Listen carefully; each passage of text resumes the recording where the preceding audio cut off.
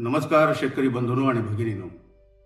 आज 1 जुलै म्हणजेच कृषी दिन आणि त्याचबरोबर कै वसंतराव नाईक जे आपल्या महाराष्ट्राचे माजी मुख्यमंत्री आणि हरित क्रांतीचे जनक म्हणून ओळखले जातात यांची जयंती सुद्धा 1 जुलै रोजी आहे. आणि त्या अनुषंगाने कृषी दिनाचं औचित्य साधून महाराष्ट्र शासनाने कृषी दिन म्हणजे हा सप्ताहभर वेगवेगळ्या उपक्रम राबवून साजरा केला जातो. उदाहरणार्थ वृक्ष लागवड आहे, शेतकऱ्यांच्या गाठीभेटी आहेत, त्यांचे मनोगत किंवा त्यांच्या शंका ज्या असतील त्या दूर निरसन करणं इत्यादी गोष्टी आपल्यातर्फे राबवल्या जातात. आणि त्यानिमित्तानं आज आपल्या इथे डॉक्टर बाळासाहेब सावंत कोकण कृषी विद्यापीठाचे कुलगुरू माननीय डॉक्टर संजय भावेसरजी उपस्थित आहेत. प्रथम मी त्यांचं स्वागत करतो. सर नमस्कार. सर, आपल्याला माहिती आहे की आता हा कृषी दिन आहे, तर त्याबद्दल आपण आपल्या शेतकरी बंधू भगिनींना आणि खास करून युवक युवतींना काय आपण संदेश देऊ इच्छिता? कसं आहे, 1 जुलै हा महाराष्ट्रातील हरित क्रांतीचे प्रणेते वसंतराव नाईक महाराष्ट्राचे मुख्यमंत्री होते, हरित क्रांतीचे प्रणेते पण होते आणि त्यांनी महाराष्ट्रातल्या कृषीला एक नवी दिशा दिली. आणि त्यांच्या जयंतीनिमित्त आपण 1 जुलै हा दरवर्षी कृषी दिन म्हणून साजरा करतो आणि तो पूर्ण सप्ताह आपण कृषी दिन म्हणून साजरा करतो. त्यावेळेला पाऊसही आलेला असतो आणि अपेक्षित असं आहे की आज जी वाढणारी लोकसंख्या आहे, शहरीकरण वाढतंय, अशा वेळेला जी वृक्षांखालील जागा किंवा वृक्षांखालील जमीन ही कमी होत चाललेली आहे, तर ती वाढवता कशी आहे? नक्की. आणि ती वाढली पाहिजे. बरोबर. आपण खूप छान सांगितलं.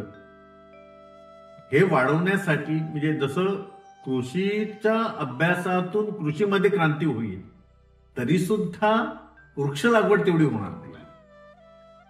कृषी दिनामध्ये सगळ्यात महत्वाचं जर काय असेल, सप्ताहामध्ये सगळ्यात महत्वाचं काय असेल, तर आपण जे म्हणाल की वृक्ष लागवडीचे जे आपण हे घेणार आहोत, तर त्या वृक्ष लागवडीतून जास्तीत जास्त वृक्षाखाली जमीन कशी येईल. मी एक साधं उदाहरण आपल्याला त्या संबंध देऊ इच्छितो. आज सगळे लोक मी तसं कोकणातला आहे आणि कोकण कृषी विद्यापीठ म्हटल्यानंतर किंवा डॉक्टर बाळासाहेब सावंत कोकण कृषी विद्यापीठा म्हटल्यानंतर मी सगळ्यात स्वतःला भाग्यवान समजतो. आमच्याकडे शेतकऱ्यांची आत्महत्या नाहीत, शेतकरी आमचे फार समाधानी आहेत. त्याचं प्रमुख कारण असं आहे की आमची ऍग्रिकल्चर इकोसिस्टम किंवा जी कृषी परिसंस्था आहे त्याच्यामध्ये आजपर्यंत बदल झालेला नाही. अच्छा. अजूनही आमची उत्तर कोकणामध्ये भाताखालील असलेली जमीन ही अजूनही भाताखालीच राहिलेली आहे. कमी झाली ती अर्बनायझेशनमुळे झाली, शहरीकरणामुळे झाली. पण दक्षिण कोकणातली सुद्धा अजूनही जमीन आंबा, काजू, कोकण नारळ वगैरे या पिकांखालीच आहे. हा, पण ही जी जागा आम्ही वाढवलेली आहे ती मात्र आपली जंगलामधून आलेली आहे आणि त्याच्यामुळे आपल्याला थोडा माकडांचा वगैरे त्रास सुरू झाला. नक्कीच. आपण जर योग्य पद्धतीने वृक्ष लागवड केली, अशा पद्धतीने वृक्ष लागवड की जी माकडांना आवडेल, आटकी असेल, अळू असेल किंवा चिंच असेल किंवा बऱ्याच प्रकारची झाडं आहेत जी माकडांना पूर्वीपासून आवडायची, अशा पद्धतीने लागवड करावी. हा एक त्याच्या मागे कोकण कृषी डॉक्टर बाळासाहेब सावंत कोकण कृषी विद्यापीठाचा संकल्प आहे. म्हणून आता सुद्धा आम्ही दरवर्षी असं करतो की लाखभर झाडं लावा, 2 लाखभर झाडं लावा, याच्याऐवजी 10,000 लावा, 15,000 लावा, पण अशी लावा की जैवविविधता जी कमी होत चाललेली आहे ती वाढण्यासाठी, आपण जैवविविधता वाढवण्यासाठी पूर्वी जी अनएक्सप्लॉयटेड फ्रूट ट्रीज आपण म्हणतो, मग अटकी असेल किंवा तुमचं मी जसं बोललो अळू असेल किंवा बऱ्याच प्रकारचे अगदी कडू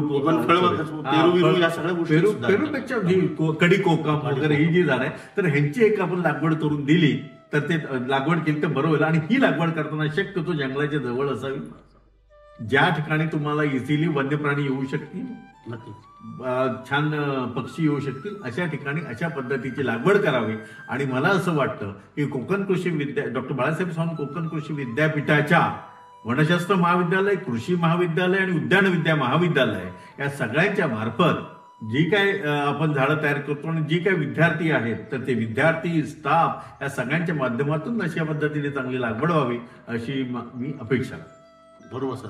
आणि नक्कीच तुम्ही आता जे म्हणला की वन्य प्राणी उदाहरणार्थ माकड, आज जिथे जिथे आपण जातो, आज मेळाव्याला किंवा जातात आपले शास्त्रज्ञ, तिथे पहिला प्रश्न शेतकऱ्यांचा हाच असतो ना की सर आमच्या शेतामध्ये माकडं येतात, हे येतात, ते येतात.